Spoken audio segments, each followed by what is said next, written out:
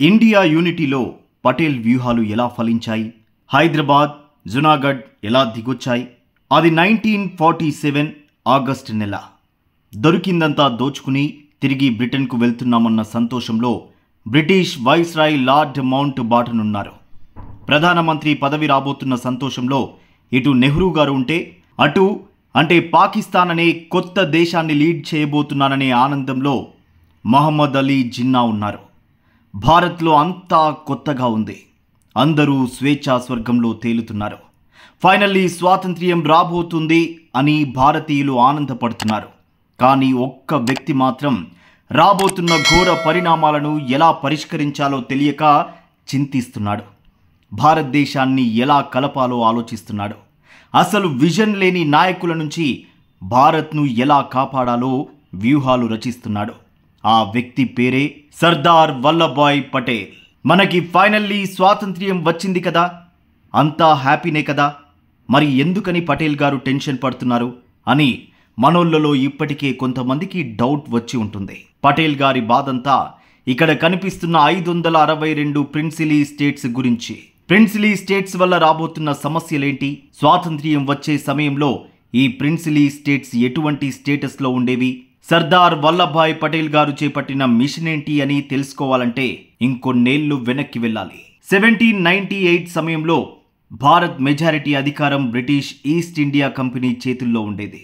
భారత భూభాగంలోని 60% ప్రాంతాలను బ్రిటిష్ పాలిస్తే మిగతా 40% ప్రాంతాలను రాజులు, నవాబులు, మహారాజులు, నిజాములు పాలించేవారు. ప్రిన్సిలీ స్టేట్స్ గురించి ఇంకా సింపుల్గా చెప్పాలంటే ప్రిన్సిలీ స్టేట్స్ అనేవి రాచరిక రాజ్యాలు, రాజుల యొక్క కంట్రోల్ ఉన్న రాజ్యాలు. ఉదాహరణకి హైదరాబాద్ రాజ్యం, జమ్మూ కాశ్మీర్ రాజ్యం, జునాగఢ్ రాజ్యం. సో భారత్పై బ్రిటన్ పూర్తి అధికారం సాధించిన తర్వాత ప్రిన్సిలీ స్టేట్స్తో ఒక ఒప్పందం కుదుర్చుకుంది. బ్రిటిష్ పాలకులు రాజుల వద్దకు వెళ్ళి, చూడండి, ఇప్పుడు భారత్ మా కంట్రోల్లో ఉంది, భూభాగమంతా మా ఆధీనంలో ఉంది, మా దగ్గర అడ్వాన్స్డ్ హ్యామ్స్ వెపన్స్ ఉన్నాయి, మీరు మీ రాజ్యాలు మాకు లొంగిపోతే మిమ్మల్ని ఏమీ చేయం, లేదు కాదు అంటే మీ నుంచి మీ రాజ్యాలను లాక్కుంటామని వార్నింగ్ ఇచ్చింది. బ్రిటిష్ తమ ముందు పెట్టిన కండిషన్లను రాజులు అంగీకరించారు. పారామౌంటసీ అగ్రిమెంట్ ద్వారా బ్రిటిష్ ఇండియా ప్రభుత్వానికి సరెండర్ అయ్యారు. బట్ ఈ అగ్రిమెంట్లో ఈ రాజులకు అనుకూలంగా ఉన్న క్లాజ్ వీరు సరెండర్ అయినా కూడా వీరి రాజ్యాలకు మాత్రం వీరే రాజ్యులు. వీరి రాజ్యాల్లో వీరే పన్నులు వసూలు చేయవచ్చు, సొంతంగా లోకల్ పన్నులు పెట్టుకోవచ్చు. కానీ బ్రిటిష్ వారికి రాజులు కొంత పర్సెంటేజ్ అయినా ఇవ్వాలి. ఈ రాజ్యాలకు రక్షణ బ్రిటిష్ సైనికులు ఇస్తారు. ఈ రాజ్యాల యొక్క సైనికులు, సేనాధిపతులు బ్రిటిష్ కిందనే పనిచేయాలి. బ్రిటిష్ సైనికులన్ని ఖర్చులు రాజులే భరించాలి. ఈ అగ్రిమెంట్ వల్ల అతిపెద్ద అడ్వాంటేజ్ బ్రిటిషర్లకు. అదెలాగంటే ఈ అగ్రిమెంట్ వల్ల బ్రిటిషర్లు పెద్ద పెద్ద ఆర్మీస్ను రాజుల డబ్బులతో మెయింటైన్ చేయగలుగుతారు. సో ఈ పారామౌంటసీ అగ్రిమెంట్లో మొట్టమొదట చేరిన రాజే హైదరాబాద్ నిజాం రాజు. 1798లోనే ఈ అగ్రిమెంట్లోనే చేరారు. బ్రిటిష్ వారితో చేతులు కలిపాడు. 1857లో భారత స్వాతంత్ర్యం కోసం జరిగిన మొదటి బ్రిటిష్ ఇండియా యుద్ధంలో నిజాం బ్రిటిషర్లకు సపోర్ట్ చేశాడు. సపోర్ట్ అంటే మామూలు సపోర్టు కాదు, నాకడమే, అన్ని విధాలా సపోర్ట్ చేశాడు. 1857 మ్యూటినీ ఉద్యమాన్ని అణిచివేయడంలో కొన్ని ప్రిన్సిలీ స్టేట్స్ కూడా సైనికుల్ని, డబ్బును స్పాన్సర్ చేసి బ్రిటిష్ హెల్ప్ చేశాయి. 1857 యుద్ధంలో బ్రిటిష్ గెలిచింది. బ్రిటిష్ ప్రొఫెసర్ అయిన ఎల్ఎఫ్ రుష్బ్రోక్ విలియమ్స్ ప్రిన్సిలీ స్టేట్స్ను బ్రిటిష్ అత్యంత కావాల్సిన స్నేహితులుగా వర్ణించారు. ప్రిన్సిలీ స్టేట్స్ను శత్రువుల్లో మిత్రులు అన్నాడు. ఎప్పుడైనా ఈ ప్రిన్సిలీ స్టేట్స్ను పాలించే రాజులు బ్రిటిష్ యొక్క రాజకీయ వేదికల్లో హాజరైతే వీరికి 11 గన్స్తో సెల్యూట్ చేసి స్వాగతం పలుకుతారు. ఆ కాలంలో పెద్ద మనుషులకు గౌరవం ఇవ్వడానికి ఇలా గన్స్తో సెల్యూట్ చేసేవారు. బట్ హైదరాబాద్ నిజాం రాజుకు మాత్రమే స్పెషల్గా 21 గన్స్తో సెల్యూట్ ఇచ్చేవారు. హైదరాబాద్ నిజాం బ్రిటిషర్లకు చాలా కావాల్సిన రాజు. బ్లూ ఐడ్ బాయ్ అంటారు కదా, అలా అన్నమాట. ఇలా ప్రిన్సిలీ స్టేట్స్కు బ్రిటిషర్ల మధ్య చాలా కాలం పాటు రొమాన్స్ కొన్ని దశాబ్దాల పాటు కొనసాగింది. ఫైనల్లీ 1947లో బ్రిటిష్ భారత్ను విడిచిపెట్టి వెళ్ళిపోతుందని తెలుసుకున్న తర్వాత బ్రిటిష్ కంటే ఎక్కువగా బాధపడింది ఇద్దరే, ఆ ఇద్దరిలో ఒకడు జునాగఢ్ రాజు, రెండోవాడు హైదరాబాద్ నిజాం. సో సెప్టెంబర్ 2, 1946లో కాంగ్రెస్ పార్టీ తాత్కాలిక ప్రభుత్వాన్ని ఏర్పాటు చేసుకుంది. ప్రధానమంత్రి పదవికి ప్రజాస్వామ్యయుతంగా కాంగ్రెస్ పార్టీ సభ్యులు ఓట్లు వేసి పటేల్ గారిని గెలిపించారు. కానీ గాంధీ గారు తనకెంతగానో ఇష్టమైన నెహ్రూ గారిని ప్రధానమంత్రిగా నియమించారు. బట్ పటేల్ గారికి హోమ్ మినిస్టర్ పదవి దక్కింది. హోమ్ మినిస్టర్గా ఎన్నికైన పటేల్ గారు ప్రిన్స్లీ స్టేట్స్కు వ్యతిరేకంగానే ఉండేవారు. ప్రిన్స్లీ స్టేట్స్ అనేవి బ్రిటిషర్లు పెంచి పోషించిన గుంట నక్కలు అని తరచుగా చెప్పేవారు. స్వాతంత్ర్యం వచ్చిన తర్వాత ప్రిన్స్లీ స్టేట్స్ భారత్లో కలిసిపోతాయని అందరూ అనుకున్నారు. కానీ బ్రిటిషర్లు వెళ్తూ వెళ్తూ ఒక ఫిట్టింగ్ను పెట్టి వెళ్ళారు. భారత్ను ఇండియా, పాకిస్తాన్ అంటూ 2 భాగాలుగా చీల్చివేశారు. ప్రిన్స్లీ స్టేట్స్కు మాత్రం 3 ఆప్షన్లు మాత్రం ఇచ్చారు. 1 ఇండియాలో కలిసిపోమని, 2 పాకిస్తాన్లో విలీనం కమ్మని, 3 ఇండిపెండెంట్గా ఉండమని. ఇక్కడ ఇండిపెండెంట్గా ఉండు అంటే ఇండియా పాకిస్తాన్లో కలవకుండా స్వాతంత్ర్యంగా మీ రాజ్యాలను మీరే పాలించుకోండి, మీ దేశాన్ని మీరే ఏలుకోండి అని అర్థం. బ్రిటన్ స్ట్రాటజికల్గా వేసిన ఈ ఎత్తు ఇది. వీలైనంత వరకు భారత్ను ముక్కలు ముక్కలుగా చీల్చడం. బ్రిటిష్ వాడు విజయవంతంగా 89 ఏళ్ల పాటు పాలించడానికి ముఖ్యమైన గేమ్ ప్లాన్ పేరు డివైడ్ అండ్ రూల్. 1885లో హిందూ ముస్లింలు ఏకమై బ్రిటిష్కు వ్యతిరేకంగా పోరాడారు. ఇది గమనించిన లార్డ్ మింటో ముస్లింల కోసం ముస్లిం లీగ్ అనే పార్టీని తెచ్చారు. దీంతో హిందూ ముస్లింలు 2గా చీలిపోయారు. హిందువుల్లో కూడా బెంగాలీలు అంటూ బెంగాల్ను వేరు చేయడం, ఆర్యన్లు, ద్రవిడీలు అంటూ చిచ్చులు రేపి ఉత్తర దక్షిణ భారతీయులుగా విడగొట్టడం, 562 ప్రిన్స్లీ స్టేట్స్కు మద్దతిస్తూ వీరిని భారత్ నుంచి విడగొట్టే ప్రయత్నం, వీరిని బ్రిటిష్ వారు భారత్ను విడిచిపెట్టి వెళ్లే ముందు భారత్ను ముక్కలు ముక్కలుగా చీల్చి వెళ్లాలని నిర్ణయించుకుంది. బ్రిటిష్ చేసిన ఈ కుట్రను తొందరగా గుర్తించిన వ్యక్తే Vallabhbhai Patel. Instrument of accession అనే అగ్రిమెంట్ను పటేల్ గారు చాలా పకడ్బందీగా తయారు చేశారు.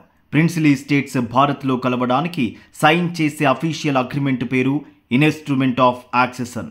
పటేల్ గారు బ్రిటిష్ వారు వేసిన గేమ్ ప్లాన్ను తిప్పికొట్టి గుజరాత్లోని కథియావార్లోని 222 ప్రిన్స్లీ స్టేట్స్ను, రాజుల్ని తన యొక్క కాన్ఫిడెన్స్లోకి తీసుకుని వీరి యొక్క రాజ్యాలను భారత్లో కలిపారు.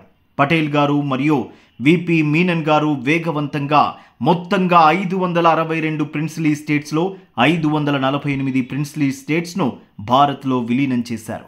మిగతా కొన్ని రాజ్యాలు పాకిస్తాన్లో కలిసిపోగా ఇక 3 రాజ్యాలు మిగిలాయి. వీటిలో నిజాం హైదరాబాద్ రాజ్యం, జమ్మూ కాశ్మీర్ హరిసింగ్ రాజ్యం, జునాగఢ్ నవాబు యొక్క రాజ్యం. హైదరాబాద్ రాజ్యాన్ని భారత్లో కలపడానికి పటేల్ గారు లాంచ్ చేసిన మిలిటరీ స్పెషల్ ఆపరేషన్ పేరు ఆపరేషన్ పోలో. ఆపరేషన్ పోలో గురించి తెలుసుకునే ముందు జునాగఢ్ నవాబు గురించి చెప్తా. ఇక్కడ కనిపిస్తున్న రాజ్యాన్నే జునాగఢ్ రాజ్యం అంటారు. అరేబియా సముద్రానికి ఆనుకుని ఉంటుంది. స్టాటిస్టికల్గా చాలా మంచి లొకేషన్స్ ఉన్న ప్రాంతం. ఇది ప్రస్తుతం గుజరాత్ రాష్ట్రంలో ఉంది. ఆర్థిక వనరులు బాగా ఉన్న ధనిక ప్రాంతం ఇది. ఈ రాజ్యంలో 80% హిందువులు ఉండేవారు. జునాగఢ్ రాజు తన రాజ్యాన్ని పాకిస్తాన్లో కలిపేస్తున్నట్లు జిన్నాతో ఒక ఒప్పందం చేసుకున్నాడు. దీనికి లార్డ్ మౌంట్ బాటన్ మద్దతు కూడా ఇచ్చాడు. జునాగఢ్ పాకిస్తాన్లో కలపడాన్ని పటేల్ గారు వ్యతిరేకించారు. జునాగఢ్ రాజ్యంపైకి ఇండియన్ ఆర్మీ సూట్ను పంపి ఇష్యూను సెటిల్ చేయాలని అనుకున్నాడు. ముఖ్యంగా జునాగఢ్లో ఉన్న 80% ఉన్న ప్రజలకు పాకిస్తాన్లో కలవడం ఇష్టం లేదు. మరో విషయం ఏంటంటే జునాగఢ్ రాజ్యానికి పాకిస్తాన్తో ఎటువంటి సరిహద్దులు కలిగి లేదు. జిన్నాకు జునాగఢ్ రాజు బాగా కావాల్సిన వ్యక్తి కాబట్టే అసలు లాజిక్ లేకుండా, తన రాజ్య ప్రజల ఇష్టాయిష్టాలు తెలుసుకోకుండా పాకిస్తాన్తో కలవడానికి జునాగఢ్ రాజు సిద్ధమయ్యాడు. అసలు ఈ జునాగఢ్ రాజు ఎంత తుగ్లక్ రాజు అంటే ఇతని గురించి ఎన్నో కథలు, ఎన్నో పుస్తకాలు ఉన్నాయి. ఈ బుక్లోనైతే జునాగఢ్ నవాబు తన 2 కుక్కలకు పెళ్లి చేయడానికి ఆ కాలంలోనే 22,000 పౌండ్లు ఖర్చు పెట్టాడని ఉంది. ఆడంబరంగా కుక్కల పెళ్లి జరిపించాడు. ఈ పెళ్లిలో రాజులు, నవాబులు, మహారాజులు ఎందరో పాల్గొన్నారు. పెళ్లి అని రాజ్యంలో 3 రోజులు సెలవు దినాలు ప్రకటించారు. ఈ పెళ్లికి 50,000 మంది అతిథులు ప్రపంచవ్యాప్తంగా హాజరయ్యారు. చండాలం ఏంటంటే ఈ పెళ్లిలో 250 కుక్కలకు బట్టలు, ఆభరణాలు వేశారు. అప్పట్లో భారతీయులు పేదరికంతో బాధపడుతూ బ్రిటిష్తో పోరాడుతుంటే ఈ పెద్ద మనిషి కుక్కల పెళ్లి చేస్తున్నాడు. నిజంగా చెప్తున్నా, ఇవన్నీ తెలిసిన మనకే రక్తం ఉడికిపోతోంది. మరి మనకే ఇలా ఉంటే ఇవన్నీ జరిగేటప్పుడు బతికే ఉన్న పటేల్ గారి రక్తం ఎంత ఉడికిపోయి ఉండాలి? నెహ్రూ గారు, గాంధీ గారు ఈ ఇష్యూ పైన సాఫ్ట్గానే ఉండేవారు. గొడవ ఎందుకులే, ప్రశాంతంగా ఫారిన్ టూర్స్లో మౌంట్ బాటన్ సతీమణితో సంతోషంగా ఉందామని నెహ్రూ గారు భావిస్తే, గాంధీ గారు మిలిటరీ ఆపరేషన్కు సపోర్ట్ చేస్తే స్వేచ్ఛామూర్తి అన్న బిరుదు పాడైపోతుందేమోనని టెన్షన్ పడేవారు. బట్ పటేల్ గారు అస్సలు తగ్గలేదు. లార్డ్ మౌంట్ బాటన్కు అస్సలు డౌట్ రాకుండా ఇండియన్ మిలిటరీ సూట్ను జునాగఢ్కు రాత్రికి రాత్రే పంపారు. ఇండియన్ ట్రూప్స్ దండెత్తి వచ్చేసరికి జునాగఢ్ సైన్యం కాళ్ళబేరానికి వచ్చింది. ఇండియన్ ట్రూప్స్కు భయపడి జునాగఢ్ రాజు తన ప్రైవేటు ప్లెయిన్లో పాకిస్తాన్కు పారిపోయాడు. నవాబు తన 3 భార్యలతో పాటు ప్లెయిన్లో ఎన్ని కుక్కలు పడితే అన్ని కుక్కలను తీసుకెళ్లాడు. ఇంకా దరిద్రం ఏంటంటే, నవాబు ప్లెయిన్ టేకాఫ్ అయ్యేటప్పుడు నవాబు 4వ భార్య కొడుకు కోటలోనే ఉండిపోయాడు. కొడుకును తీసుకురావడానికి పాపం ఆ తల్లి ప్లెయిన్ దిగి కోటలోకి వెళ్ళింది. ఆ సమయంలో తన ప్లెయిన్లో మరో 2 కుక్కలను ఎక్కించుకుని తన భార్య కొడుకును ఆ కోటలోనే వదిలి వెళ్ళిపోయాడు అని లియోనార్ మోస్లీ చెప్పుకొచ్చారు. ఈ నవాబులకు భార్య, పిల్లలు, ప్రజల అవసరాలు ఏమాత్రం పట్టలేదు. వీరికి కావాల్సిందల్లా డబ్బులు మాత్రమే. పాకిస్తాన్ దేశాన్ని జిన్నా అనే వ్యక్తిని తయారు చేసింది బ్రిటిష్ ప్రభుత్వం. అప్పటికి అంటే 1939లోనే మిడిల్ ఈస్ట్ దేశాల్లో ఆయిల్ ఇండస్ట్రీస్ బూమింగ్లో ఉండేది. అప్పటికే బ్రిటిష్ దేశానికి చెందిన ఆయిల్ కంపెనీలు మిడిల్ ఈస్ట్ దేశాల్లో ఆయిల్ను ఎగుమతి చేస్తూ కోటల్లోనే సంపాదిస్తూ ఉండేవారు. ఆయిల్ మార్కెట్ను ఇంకా ఎక్కువ విస్తరించాలంటే మిడిల్ ఈస్ట్కు అత్యంత దగ్గరలో ఉన్న పాకిస్తాన్ అవసరం ఎంతగానో ఉండేది. పాకిస్తాన్ భౌగోళికంగా కూడా అనుకూలంగా ఉంటుందని భావించిన బ్రిటిష్ దానికి ప్రాధాన్యం ఇచ్చింది. ఫిబ్రవరి 1948లో జునాగఢ్లో ఎన్నికల లాంటి ప్రజాభిప్రాయ సేకరణ జరిగింది. ఈ ఎన్నికల్లో 99% ప్రజలు ఇండియాలోనే కలుస్తామని ఓటు వేశారు. ఇలా జునాగఢ్ భారత్లో కలిసిపోయింది. అందుకే అంటారు Sardar Vallabhbhai Patel vision next level అని. ఈయన లెజెండ్నే. ఇక ఆపరేషన్ పోలో వద్దకు వద్దాం. నేను భారత్లో కలవను, స్వతంత్రంగా ఉంటా అని మొండికేస్తున్న వ్యక్తే హైదరాబాద్ నిజాం. పటేల్ గారు హైదరాబాద్ను మరో పాకిస్తాన్ కాకుండా ఉండేందుకు ఎలా కాపాడారో తెలుసుకోవాలంటే ఈ మిషన్ గురించి ప్రతి తెలుగోడు వినాలి. అప్పట్లో హైదరాబాద్ ప్రీమియర్ స్టేట్గా ఉండేది.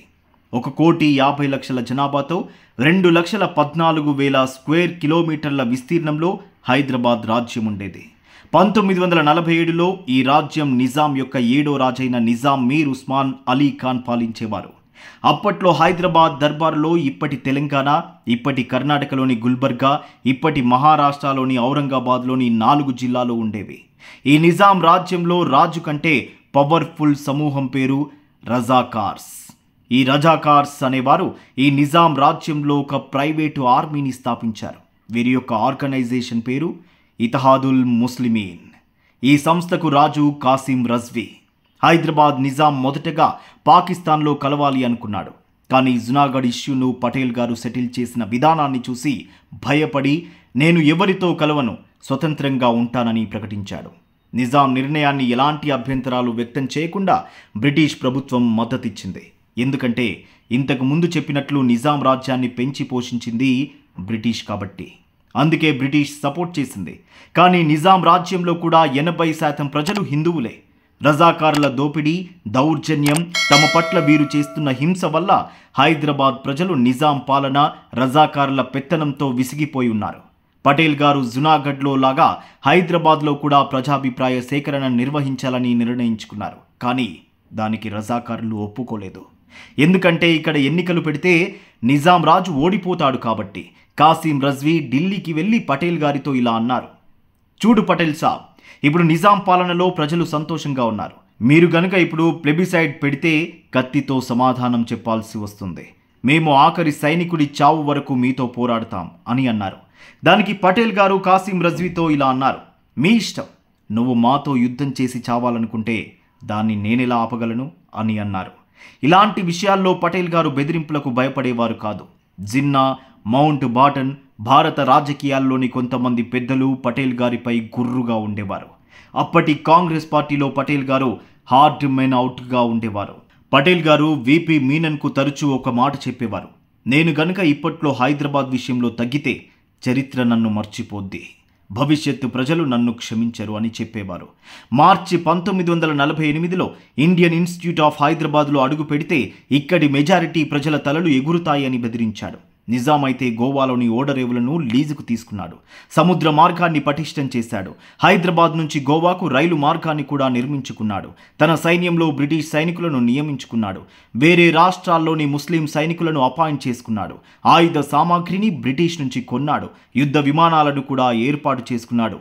అంతేకాదు, నిజాం పటేల్ను ఇలా బెదిరించాడు.